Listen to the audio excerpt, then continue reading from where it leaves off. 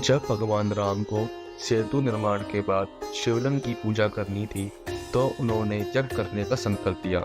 इसके लिए उन्होंने जावन जी से कहा कि आसपास से कोई पुरोहित, पुजारी या फिर कोई आचार्य ढूंढ कर लाइए जो इस यज्ञ को संपन्न करवा सके। इस पर जावन जी बोले, हे प्रभु, यहाँ जंगल में समुद्र तट पर पेड़ पौधे, वन्य जीव के अलावा क्या मिलेगा। इस पर श्री राम बोले कि आचार्य ऐसा होना चाहिए तो शैव और वैष्णव दोनों परंपरा का ज्ञाता हो। इस पर जामन जी ने कहा, ऐसा तो केवल एक ही व्यक्ति है, लेकिन वह हमारा शत्रु है। वैष्णव वैश्य भक्त है और दोनों परंपराओं को जानता है। राम ने कहा, ठीक है, आप बात करें और यज्ञ का निमंत्रण दें। श्री राम की आज्ञा पाकर जामन जी लंका पहुंचे, क्योंकि रावण ही वह व्यक्ति था जिसमें यह सारी खूबियां थी। जब रावण को पता लगा कि जामन जी लंका आए हैं तो वह काफी उत्सुक हो गया। दरअसल जामन जी रावण के पितामह के मित्र थे, इसलिए रावण उनका सम्मान करता था। उसने यह आदेश दे दिया कि महल तक आने में उन्हें तकलीफ ना हो, इसलिए जगह जगह राक्षस खड़े होकर उन्हें रास्ता बताते रहे।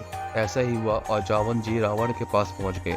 रावण ने जामन जी को दंडवत प्रणाम करते हुए उन्हें बैठने का आसन दिया और फिर उनसे लंका आने का आशय पूछा। जामन जी ने बताया, मेरे यजमान को अपने विशेष कार्य सिद्धि के लिए यह करना है और उसके लिए आपको पुरोहित के तौर पर आमंत्रण देने आया हूँ। फिर रावण ने पूछा कि आपके यजमान कौन है। तो जामन जी ने कहा कि वह अयोध्या के राजकुमार और महाराज दशरथ के पुत्र श्री राम हैं और अपने एक बड़े काम के लिए शिवलिंग स्थापित करना चाहते हैं। इसके लिए उन्हें एक यज्ञ करना है। रावण ने पूछा कि क्या यह बड़ा काम लंका विजयी तो नहीं है। जामन जी ने कहा कि हाँ, यही काम है, क्योंकि रावण शिव भक्त था और एक महान पंडित भी था। रावण ने निमंत्रण स्वीकार करते हुए यज्ञ में आने की हामी कर दी। रावण द्वारा निमंत्रण स्वीकार करने के बाद जामन जी ने पूछा कि यज्ञ के लिए क्या क्या सामग्री चाहिए, इसके बारे में आप मुझे बता दें। इस पर रावण बोला कि जब यजमान वनवासी हो तो शास्त्रों के अनुसार यह पुरोहित का कर्तव्य है कि वह सभी सामान की व्यवस्था करें, तो आप चिंता ना करें, मैं सब सामान अपने साथ लेकर आऊँगा। बस आप मेरे यजमान को बोल दीजिए कि वह स्नान करके व्रत के साथ यज्ञ में बैठ जाए। चूँकि शास्त्रों में यज्ञ पत्नी के बिना पूर्ण नहीं माना जाता, इसलिए रावण सीता के पास भी गया। रावण ने अशोका वाटिका में पहुंचकर सीता को बताया कि तुम्हारे पति राम लंका पर विजय के लिए यज्ञ करना चाहते हैं और पुरोहित मुझे चुना है, तो यज्ञ की सारी व्यवस्था के साथ उनकी पत्नी को भी उपलब्ध करवाना मेरा कर्तव्य है। इसलिए तुम इस पुष्पक विमान पर बैठ जाओ, लेकिन ध्यान रखना कि वहाँ भी तुम मेरी कैद में ही रहोगी। यह सुनकर देवी सीता ने रावण को आचार्य मानकर प्रणाम किया और बोला कि जो मेरे स्वामी के आचार्य हैं वे मेरे भी आचार्य हुए। रावण ने भी सीता को अखंड सौभाग्यवती भव का आशीर्वाद दिया।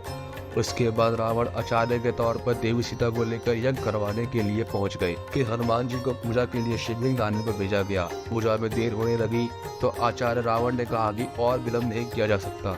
फिर देवी सीता ने विलंब किए बिना समुद्र तट पर अपने हाथ से ही मिट्टी का शिवलिंग बना दिया और उसकी स्थापना कर दी गई, जो कि आज भी भगवान शिव के 11 ज्योतिर्लिंगों में से एक है। फिर कुछ देर बाद हनुमान जी भी अपना शिवलिंग लेकर आ गए तो राम ने कहा कि अब तो शिवलिंग की स्थापना हो चुकी है। तब भी हनुमान नहीं माने तो राम ने कहा, आप इस शिवलिंग को उठाकर अपना वाला शिवलिंग यहाँ रख दें। लेकिन हनुमान जी उस शिवलिंग को नहीं हिला सके, तो उनका वाला शिवलिंग भी वही पास में स्थापित कर दिया गया। आज भी हनुमान जी द्वारा स्थापित शिवलिंग वहाँ स्थित है, जिसे हनुमानेश्वर के नाम से जाना जाता है। यज्ञ संपन्न होने के बाद राम और सीता ने आचार्य रावण को प्रणाम किया और दक्षिणा मांगने को कहा। रावण ने कहा कि आप वनवासी हैं तो मैं आपसे दक्षिणा नहीं ले सकता, मेरी दक्षिणा आप पर उतार रही।